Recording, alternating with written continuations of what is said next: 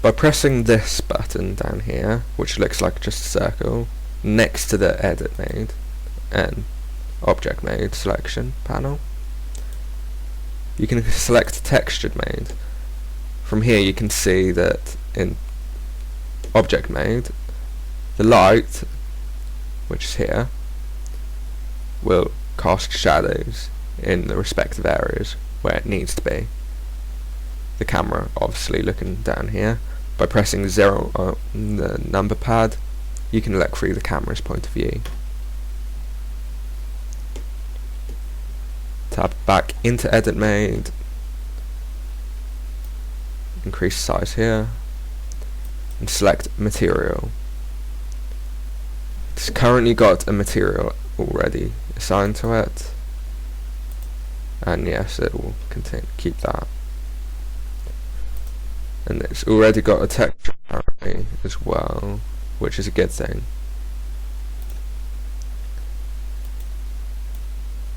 I can change colour in here, and it will obviously change colour here, and you can see it because it's on textured mode.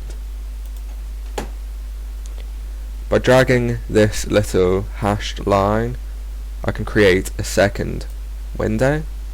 By pressing T, I can get rid of the tool bar, which is unneeded, and it just wastes a bit of room. There's a little square box which says displays current editor type. Click for menu types available, or whatever. You select UV editor. When you're in edit mode, press A to select all or unselect all, or if you only want a certain area. Obviously it's Control I and you select it inverted, but I don't want that. Now pressing U, I get the UV mapping options. Selecting unwrap, and then in the UV editing side, select UVs, which is here, and pack islands, and you'll get this. You can then select UVs and export UV layout, and you can edit those images in an image editor, so you can have a custom texture, which is usually the way professionals would get to the colouring done. By selecting the same button which you created that window, you can close that window as such.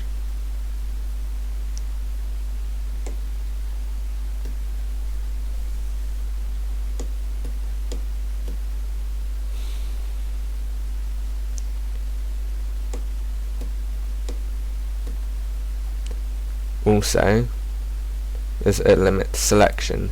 This usually comes unselected, so you can see behind and you can select them behind it. You don't need this because you want only to select one side usually. If you want to select 3, you press Z.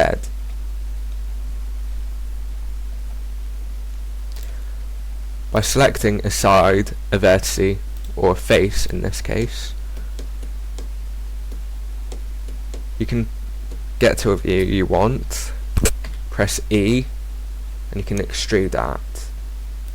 You can right click it so that it goes back to the original position, and you can press G to grab it and move it around more freely. You can also scale it down to a size and then extrude again to create a more sharper corner to the shape.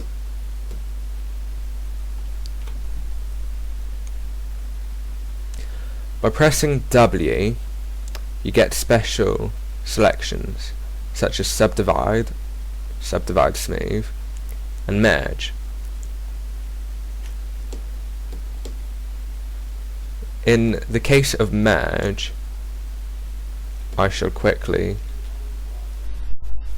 show you with an example, because it's the easiest way. By pressing V, I pull them apart. V again, pull it apart.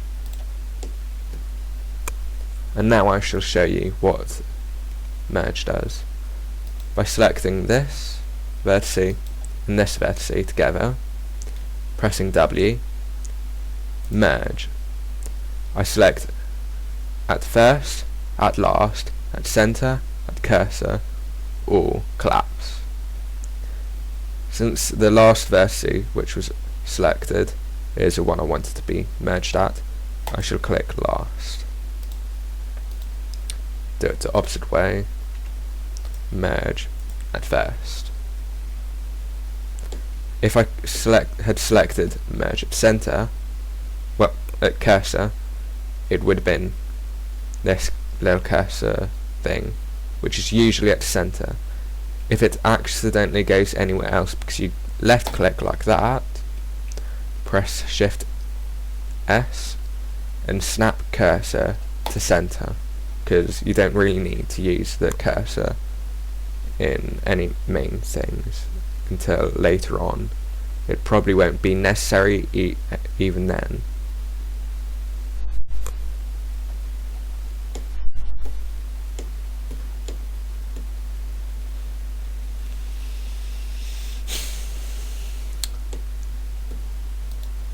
If I select this side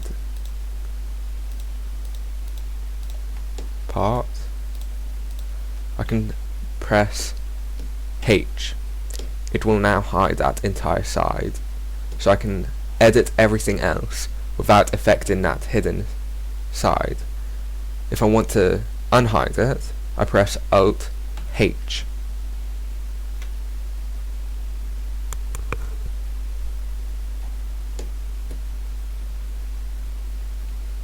By pressing Ctrl Z after I unselected them all, by pressing A, I can reselect them. So obviously Ctrl Z is just an undo button as always.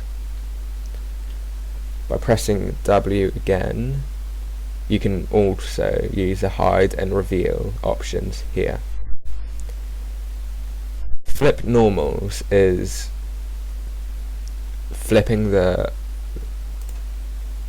colouring, well, the object's look really on the selected area.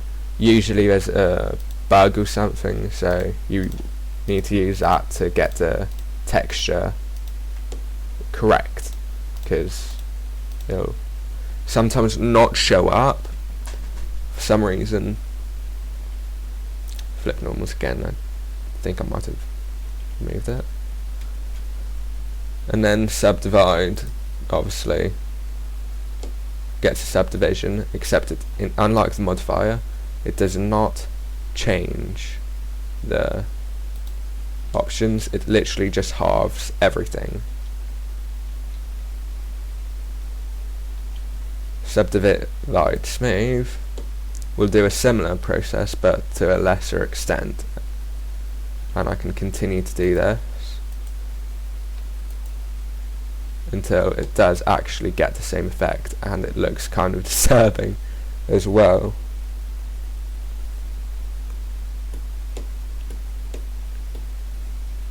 By pressing 1 on the number pad, pressing Z to get it into the wireframe mode, I press N to get up this menu down here. If you have to scroll down, because you can always be up here, obviously just scroll down. By pressing this triangle button and selecting background images, add image,